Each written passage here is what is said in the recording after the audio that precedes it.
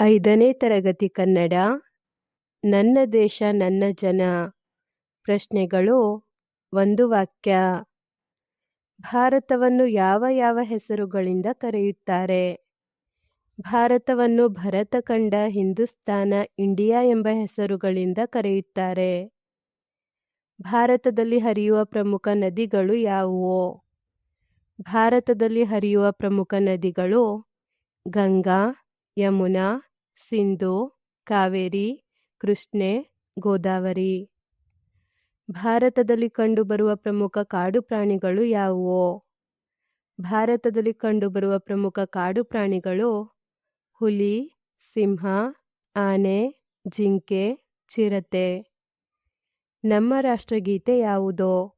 ಅದನ್ನು ರಚಿಸಿದ ಕವಿ ಯಾರು? ನಮ್ಮ ರಾಷ್ಟ್ರಗೀತೆ ಜನ ಗಣ ಮನ. ಅದನ್ನು ರಚಿಸಿದ ಕವಿ ರವೀಂದ್ರನಾಥ್ ಠಾಗೋರ್. ವಂದೇ ಮಾತರಂ ಗೀತೆಯನ್ನು ರಚಿಸಿದವರು ಯಾರು?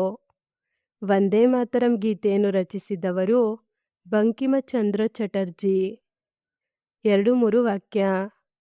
ಭಾರತೀಯರಲ್ಲಿ ಎಂತಹ ಗುಣ ಸ್ವಭಾವಗಳಿವೆ? ಭಾರತೀಯ ಜನರು ಶಾಂತಿಪ್ರಿಯರು, ವಿಶಾಲ ಮನೋಭಾವದವರು, ಜಾತಿ ಮತ ಭಾಷೆ ಮೀರಿದವರು. ನಮ್ಮ ರಾಷ್ಟ್ರಧ್ವಜದ ವಿಶೇಷತೆಗಳೇನು? ನಮ್ಮ ರಾಷ್ಟ್ರಧ್ವಜ 3 ಬಣ್ಣಗಳಿಂದ ಕೂಡಿದೆ. ಕೇಸರಿ ತ್ಯಾಗದ ಸಂಕೇತ, ಬಿಳಿ ಶಾಂತಿಯ ಪ್ರತೀಕ ಮತ್ತು ಹಸಿರು ಸಮೃದ್ಧಿಯ ಸೂಚಕ. ನಡುವೆ ಇರುವ ನೀಲಿ ಬಣ್ಣದ ಚಕ್ರ ಪ್ರಗತಿಯ ಸಂಕೇತ. ದೇಶದ ರಕ್ಷಣೆಗಾಗಿ ಮಡಿದ ವೀರಯೋಧರ ಹೆಸರುಗಳನ್ನು ಬರೆಯಿರಿ.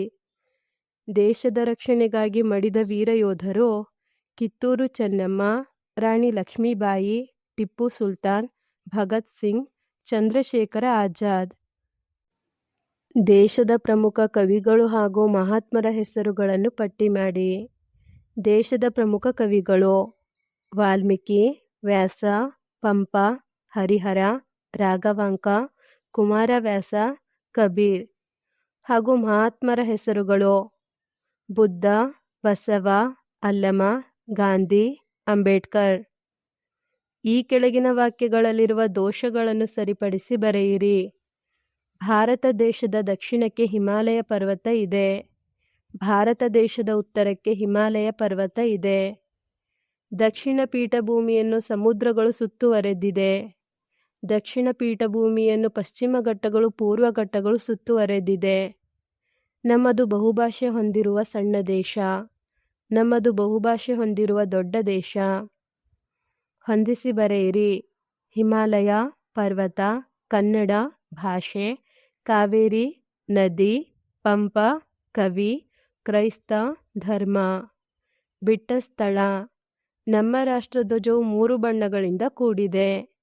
ಕೇಸರಿ ಬಣ್ಣದ ಸಂಕೇತ ತ್ಯಾಗ, ಬಿಳಿಯ ಬಣ್ಣದ ಪ್ರತೀಕ ಶಾಂತಿ, ಹಸಿರು ಬಣ್ಣದ ಸೂಚಕ ಸಮೃದ್ಧಿ. ಇವು ನಮ್ಮ ರಾಷ್ಟ್ರೀಯ ಚಿಹ್ನೆಗಳು. ಅವುಗಳ ಹೆಸರನ್ನು ಬರೆಯಿರಿ. ರಾಷ್ಟ್ರ ಲಾಂಛನ, ರಾಷ್ಟ್ರಧ್ವಜ, ರಾಷ್ಟ್ರೀಯ ಹೂವು, ರಾಷ್ಟ್ರೀಯ ಪಕ್ಷಿ, ರಾಷ್ಟ್ರೀಯ ಪ್ರಾಣಿ. ಭಾಷಾಭ್ಯಾಸ. ಸ್ವಂತ ವಾಕ್ಯ. ಪ್ರಗತಿ. ಭಾರತ ದೇಶ ಪ್ರಗತಿ ಹೊಂದುತ್ತಿದೆ.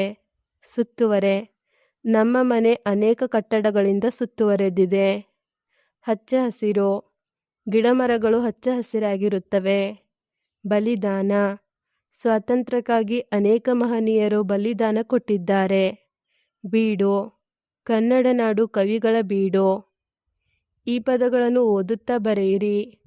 ಉಪಖಂಡ, ಹಿಂದೂಸ್ತಾನ, ಸಂಕೇತ, ಘಟ್ಟ, ಸಮೃದ್ಧಿ, ರಾಘವಾಂಕ, ಅಲ್ಲಮ, ಅಬ್ಬಕ್ಕ, ಹಚ್ಚ ಹಸಿರು, ಕಿತ್ತೂರು, ಕಾಶ್ಮೀರ, ಕನ್ಯಾಕುಮಾರಿ, ಧರ್ಮ, ಕೃಷ್ಣ, ರಾಷ್ಟ್ರ. ಧನ್ಯವಾದಗಳು. Don't forget to subscribe.